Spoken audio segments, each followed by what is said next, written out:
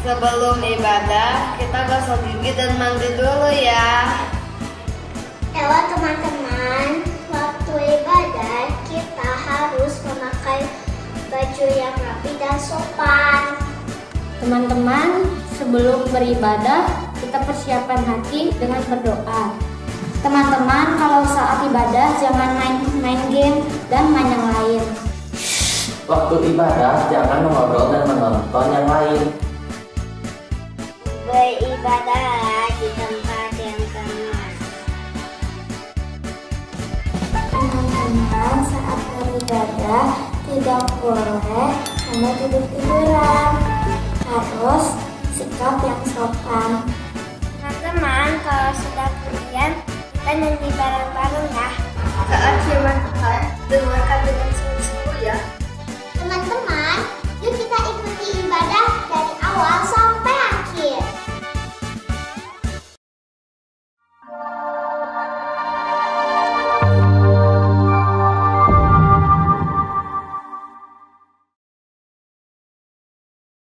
Halo adik-adik, ketemu lagi sama Lause. Jangan bosan ya. Semoga adik-adik yang ibadahnya masih di rumah dalam keadaan sehat semuanya ya. Yuk, meskipun ibadahnya masih di rumah, tapi kita mau memuji Tuhan dengan semangat. Jangan lupa siapkan juga Alkitab dan celengannya. Oke, yuk kita mulai ibadah kita hari ini. Sebelumnya kita mau berdoa dulu. Tuhan Yesus yang baik, terima kasih untuk hari ini. Tuhan masih memberikan kami kesempatan untuk kami boleh beribadah meskipun kami masih berada di rumah. Bentar kami mau memuji Tuhan, kiranya Tuhan yang akan pimpin kami dari awal sampai selesai. Dalam nama Tuhan Yesus kami berdoa. Amin. Oke, kita mau memuji Tuhan. Lagu yang pertama kita mau nyanyikan lagu Hari Ini, Hari yang Dijadikan oleh Tuhan. Yuk.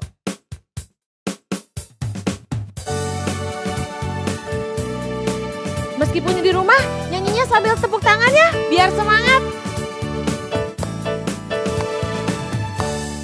Hari ini, hari yang telah dijadikan Tuhan.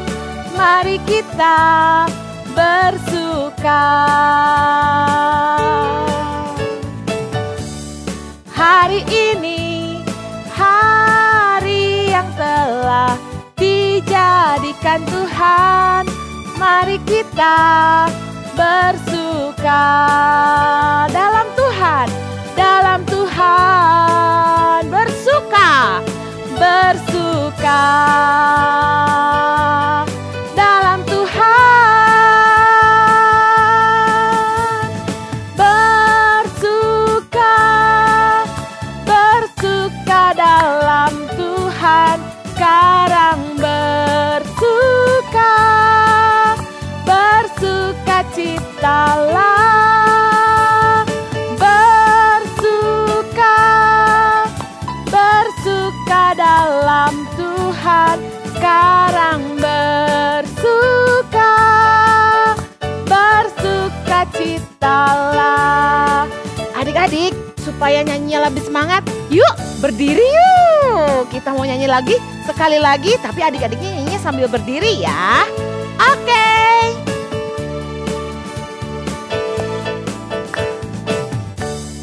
Hari ini, hari yang telah dijadikan Tuhan. Mari kita bersuka. Lagi, hari ini, hari yang telah dijadikan Tuhan. Mari kita bersuka dalam Tuhan, dalam Tuhan bersuka, dalam Tuhan bersuka, bersuka dalam Tuhan. Sekarang bersuka, bersuka citalah, bersuka,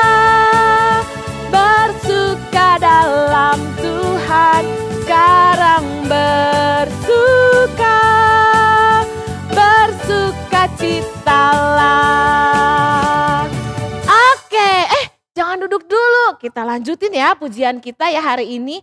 Kita mau nyanyi lagu I've Got Joy. Karena kita punya sukacita kalau kita tinggal di dalam Tuhan.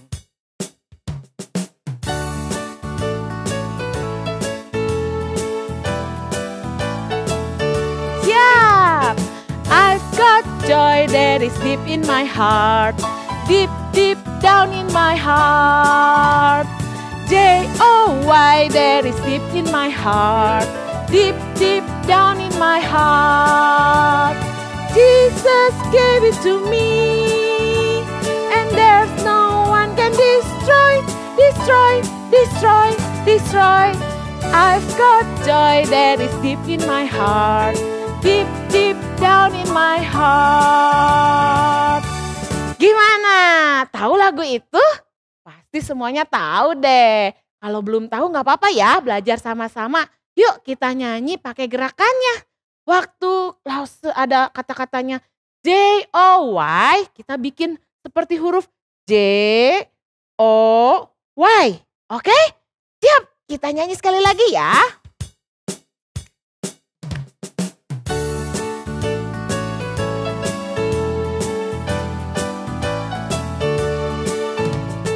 I've got joy that is deep in my heart.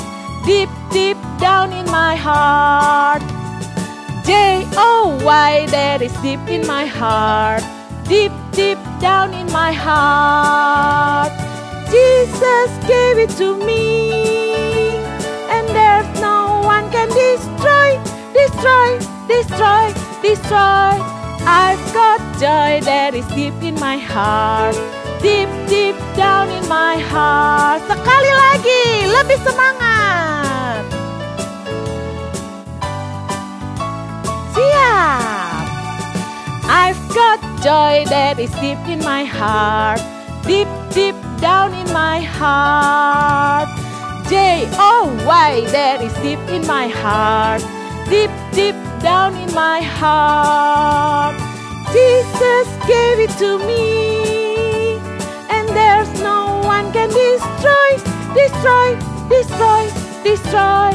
I've got joy that is deep in my heart. Deep, deep down in my heart. Oke, adik-adik boleh duduk dulu. Sekarang waktunya kita mau kasih persembahan. Siapkan ya celengannya dan uang persembahannya. Sambil memberikan persembahan kita mau nyanyikan lagu Jadikan Aku Indah.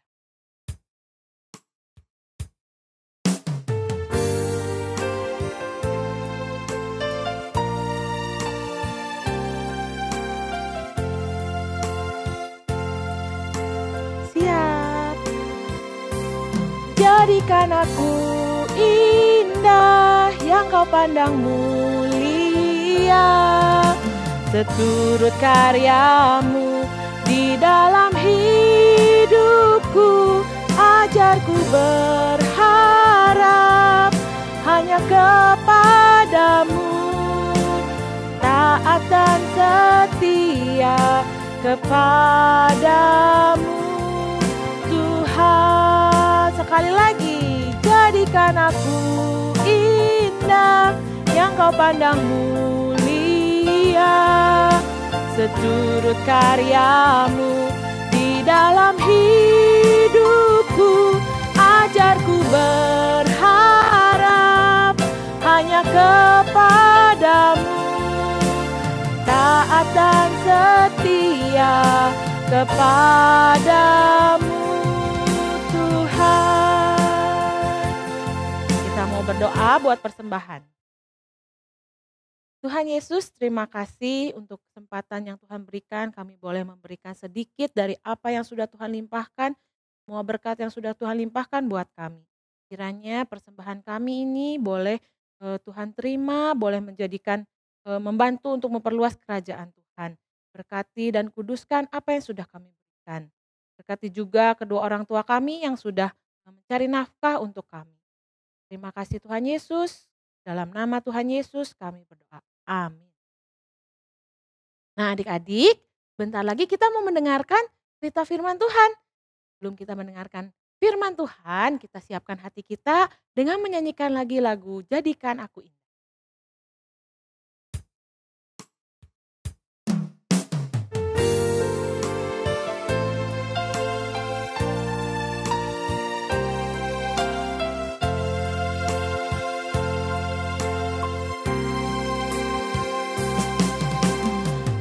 Datang ya Bapa dalam kerinduan, memandang keindahan-Mu. Ku berikan segalanya, semuanya yang ada. Ku ingin menyenangkan hati-Mu, oh Tuhan. Jadikan aku indah yang Kau pandang mulia, seturut karya-Mu di dalam hidupku. Ajarku berharap hanya kepada-Mu, taat dan setia kepada-Mu, Tuhan.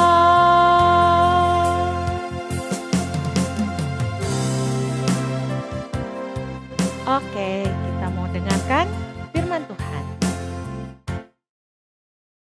Halo adik-adik, selamat hari Minggu. Ketemu lagi sama Lause Cuncun di dalam ibadah sekolah Minggu KIM Tong. Nah, hari ini adik-adik, sebelum kita masuk ke dalam firman Tuhan, sebelum kita mendengarkan cerita, mari kita sama-sama menyatukan hati, kita berdoa dan kita minta pimpinan Tuhan adik-adik. Mari kita berdoa. Tuhan Allah Bapa kami yang bertahta di dalam kerajaan sorga, kami bersyukur untuk satu ibadah lagi di hari Minggu ini ya Tuhan, di mana kami boleh mendengar cerita firman Tuhan. Tuhan, tolong kiranya supaya melalui cerita ini, melalui firman Tuhan yang akan dibagikan hari ini, firman Tuhan boleh berbicara kepada setiap anak-anak-Mu yang mendengarkan ya Tuhan. Tolong juga supaya Tuhan memberkati setiap anak-anak-Mu lewat firman Tuhan hari ini. Di dalam nama Tuhan Yesus Kristus, kami telah berdoa dan mengucap syukur. Amin. Nah adik-adik, sebelum kita masuk ke dalam ceritanya, Lause punya pertanyaan nih. Adik-adik pernah gak sih merasa menyesal? Adik-adik tahu kan apa itu menyesal? Nah, adik-adik pernah nggak merasa menyesal akan sesuatu? Mungkin pernah ya. Lause yakin semua orang pasti pernah merasa menyesal di dalam kehidupannya. Ketika sesuatu hal yang buruk datang menimpa kita, mungkin kita pernah berkata, kalau aja saya tahu bakal begini, pasti saya nggak akan memilih pergi ke sini. Atau kalau saya tahu bakal celaka, pasti saya bakal batalkan rencana hari ini. Nah, kita seringkali menyesali pilihan-pilihan yang kita buat ya adik-adik ya. Karena kita nggak pernah tahu apa yang akan terjadi di masa depan.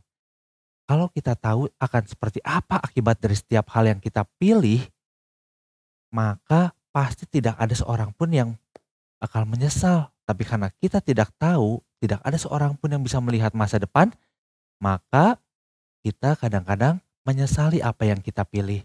Tapi di dalam cerita hari ini adik-adik, kita akan melihat sesuatu yang berbeda adik-adik.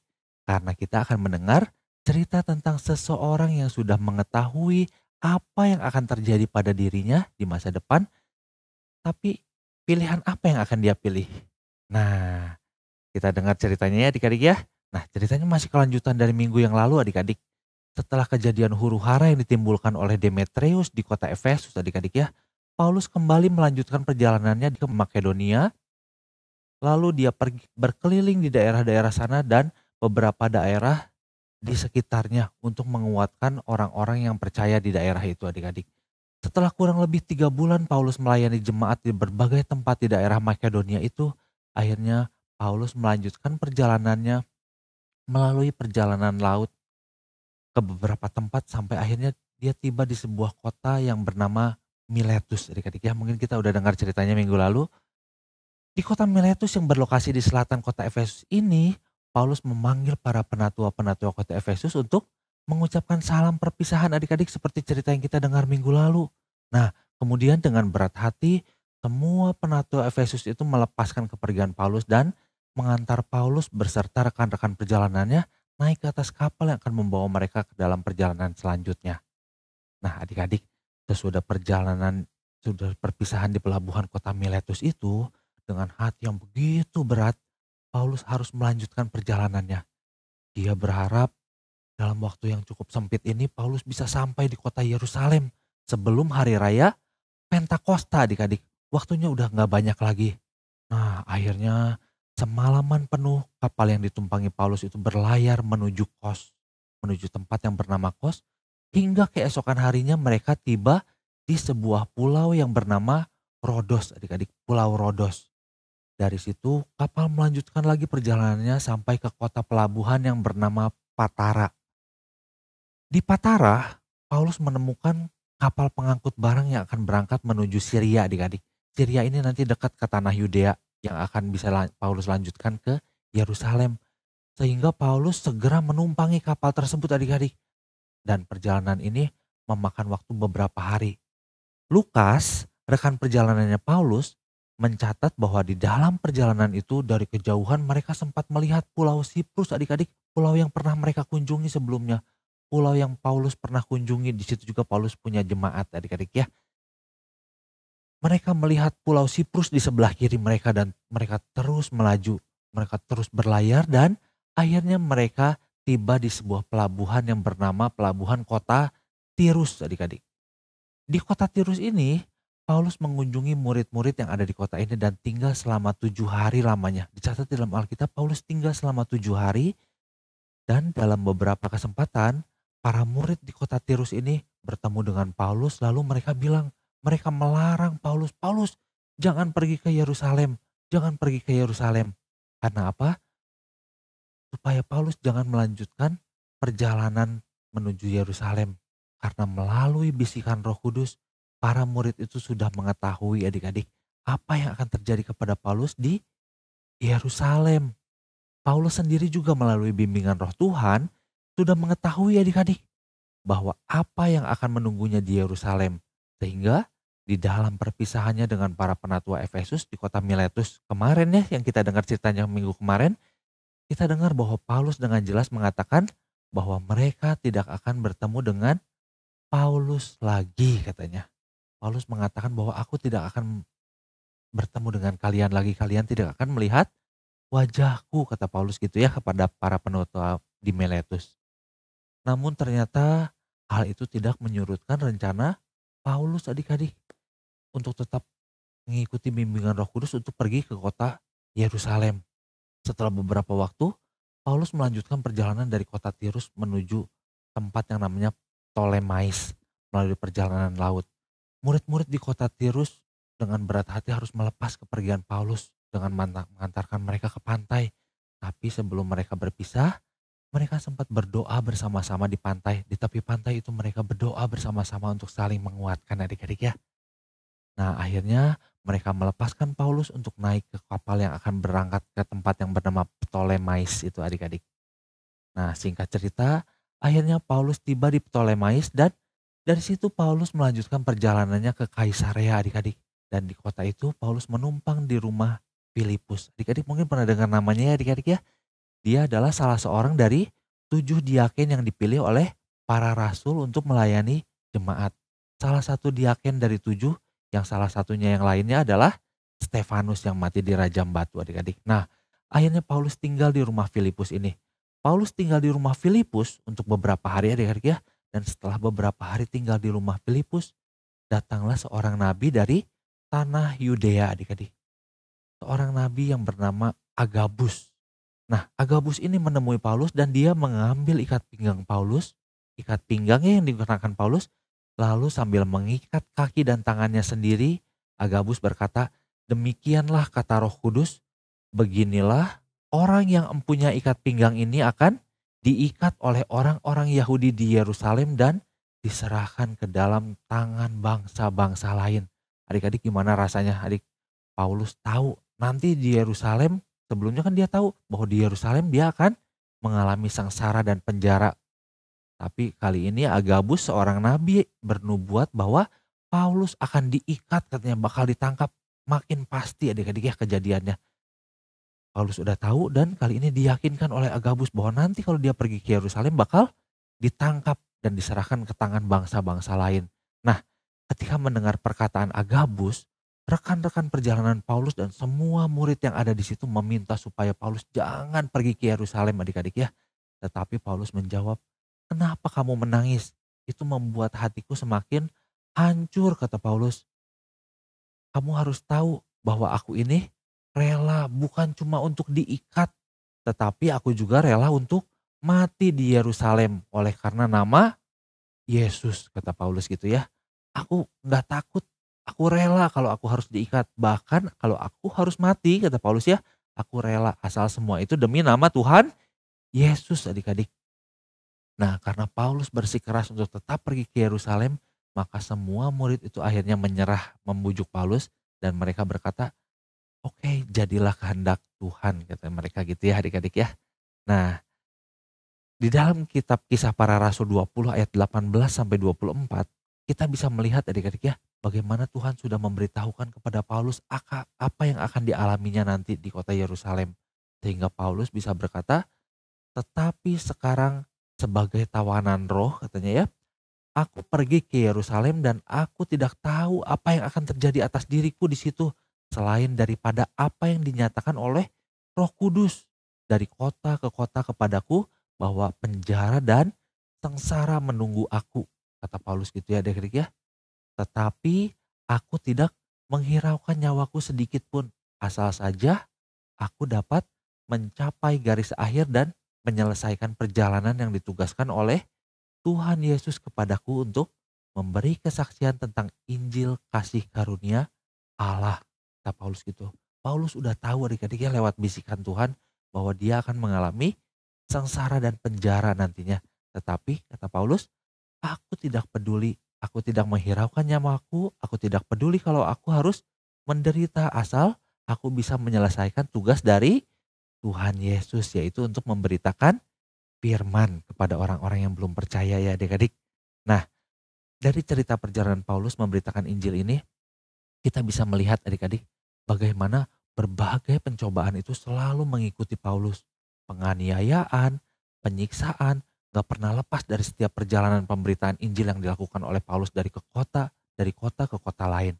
Nah, kalau saya yakin adik-adik ya, di tengah semua kesulitan dan tantangan itu, Paulus dihadapkan pada dua pilihan adik-adik. Terus melakukan pemberitaan Injil dan menerima semua resiko yang akan dihadapi, atau menyerah dan mundur. Nah adik-adik, sebagai seorang manusia lalu saya yakin Paulus pasti memiliki rasa lelah adik-adik. Pernah merasa jenuh, capek gitu ya mengalami semua itu teh, memberitakan Injil. Tapi mau dibunuh sama orang, dikejar-kejar, terus dari kota ke kota semuanya itu teh berulang adik-adik. Nah namun Tuhan gak pernah membiarkan Paulus bergumul sendiri adik-adik. Karena kita bisa melihat ketika Paulus nampaknya sudah begitu kelelahan, Paulus sudah begitu capek mungkin jenuh dengan semua itu menghadapi semua bahaya dan ancaman. Kita lihat bahwa ketika Paulus di kota Korintus, Tuhan berfirman secara langsung lewat penglihatannya adik-adik ya. Kepada Paulus Tuhan mengatakan sebuah kalimat yang dicatat di dalam kitab Kisah Para Rasul 18 ayat 9 sampai 10. Jangan takut kata Tuhan. Teruslah memberitakan firman dan jangan diam. Sebab aku menyertai engkau. Kata Tuhan apa? Aku menyertai engkau Paulus. Jangan diam, jangan takut. Nah pada akhirnya apa yang dilakukan Paulus adik-adik? Apa yang dilakukan Paulus? Dia terus melakukan pemberitaan Injil dan dia terus melakukan itu, menguatkan hati jemaat-jemaat itu. Lalu semua yang dilakukan Paulus itu akhirnya tidak sia-sia adik-adik. Karena Paulus akhirnya menguatkan iman setiap orang-orang percaya yang ditemuinya. Dan dia memberikan sebuah teladan. Teladan itu contoh adik-adik ya. Contoh yang membuat mereka berani untuk memberitakan Injil sehingga firman Tuhan boleh terus dibagikan semakin banyak orang yang percaya. Nah di dalam kehidupan kita juga sama adik-adik seperti Paulus. Kita dihadapkan kepada dua pilihan. Pilihan untuk taat kepada Tuhan atau pilihan untuk menyerah dan mengikuti cara-cara dunia. Dan pastinya cara-cara dunia ini lebih mudah adik-adik, lebih gampang, lebih menyenangkan, lebih gampang. Pokoknya kita cenderung untuk memilih cara dunia. Tapi kita punya pilihan lain ketika kita ditebus oleh Tuhan. Apakah kita mau meninggalkan cara-cara yang salah itu untuk mengikuti caranya Tuhan dan bersaksi seperti Paulus. Nah tapi ketika kita mau memilih caranya Tuhan, mengikuti jalannya Tuhan untuk taat dan melakukan tindakan-tindakan yang sesuai dengan firman Tuhan, maka disitulah kita sudah menjadi saksi bagi Tuhan. Kita bersaksi itu bisa dua cara ya adik-adik ya. Dengan kita menceritakan firman Tuhan atau melalui kehidupan kita Dimana kalau kita hidup dengan cara yang benar sesuai dengan firman Tuhan, orang nanti akan melihat apa yang kita lakukan dan memuliakan Tuhan. Nah, adik-adik, cerita kita sampai di sini. Kita mau tutup cerita kita dengan sebuah ayat hafalan yang diambil dari kitab Yakobus 1 ayat 12. Nah, adik-adik kita buka Alkitabnya ya. Yakobus 1 ayat 12. Kalau udah ketemu Yakobus 1 ayat 12, kita baca bareng-bareng ya adik-adik ya. Yakobus 1 ayat 12. Berbahagialah orang yang bertahan dalam pencobaan, sebab apabila ia sudah tahan uji, ia akan menerima mahkota kehidupan yang dijanjikan Allah kepada barang siapa yang mengasihi Dia. Nah, kita ulangi sekali lagi adik-adik. Yakobus 1 ayat 12. Berbahagialah orang yang bertahan di dalam pencobaan, sebab apabila ia sudah tahan uji, ia akan menerima mahkota kehidupan yang dijanjikan Allah kepada barang siapa yang mengasihi Dia. Nah, adik-adik, cerita kita sampai di sini. Mari kita tutup dalam doa. Mari kita berdoa adik-adik. Tuhan, kami bersyukur untuk firman Tuhan pada hari ini. Tuhan, tolong kiranya ya Tuhan, biarlah firman itu boleh berbicara kepada setiap kami, supaya kami juga boleh meneladani Paulus ya Tuhan, yang mau bersaksi, yang berani berkorban bagi Tuhan. Ya Tuhan, biarlah kami ya Tuhan, anak-anak-Mu yang ada di tempat ini, boleh meneladani Paulus, boleh berani ya Tuhan untuk bersaksi, supaya firman Tuhan boleh makin banyak dibagikan kepada setiap orang-orang yang belum percaya ya Tuhan. Terima kasih ya Tuhan, di dalam nama Tuhan Yesus Kristus kami telah berdoa dan mengucap syukur. Amin. Nah adik-adik, tadi kita sudah mendengarkan cerita firman Tuhan. Adik-adik bisa menjadi pelaku firman yang hebat. Yuk kita mau melanjutkan pujian kita mau menyanyikan lagu High and Low.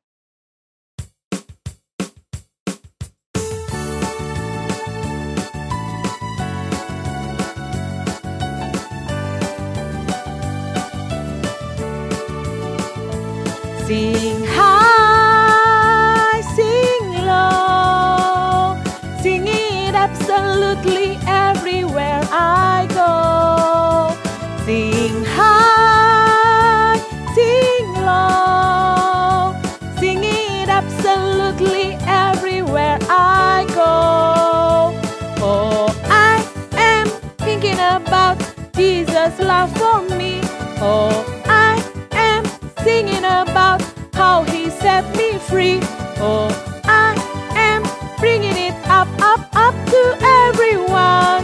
The wonder of Jesus' love. Sekali lagi ya. Siap. Sing high, sing low, sing it absolutely everywhere I go. Sing high, sing low, sing it absolutely everywhere I go. Oh, I am thinking about Jesus' love for me. Oh, I am singing about how He set me free. Oh, I am bringing it up, up, up to everyone. The wonder of Jesus' love. Oh, I am thinking about Jesus' love for me. Oh, I am singing about how He set me free. Oh, I am bringing it up, up, up to everyone. The wonder of Jesus' love. The wonder of Jesus' love. The wonder of Jesus' love. Ya, sekarang saatnya kita menerima doa berkat.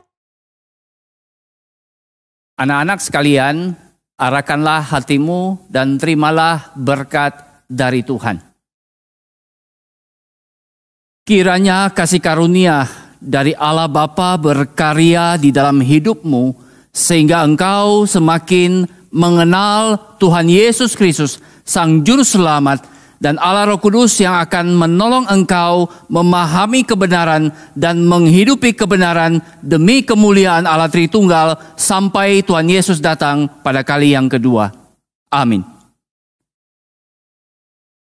Oke adik-adik, sebagai penutup kita mau menyanyikan lagi lagu I've Got Joy.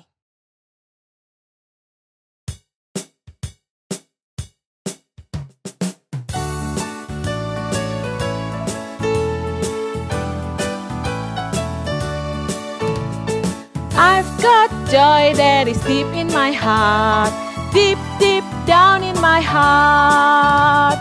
J-O-Y that is deep in my heart, deep, deep down in my heart. Jesus gave it to me, and there's no one can destroy, destroy, destroy, destroy. I've got joy that is deep in my heart, deep, deep down in my heart. Oke adik-adik, sampai ketemu lagi ya.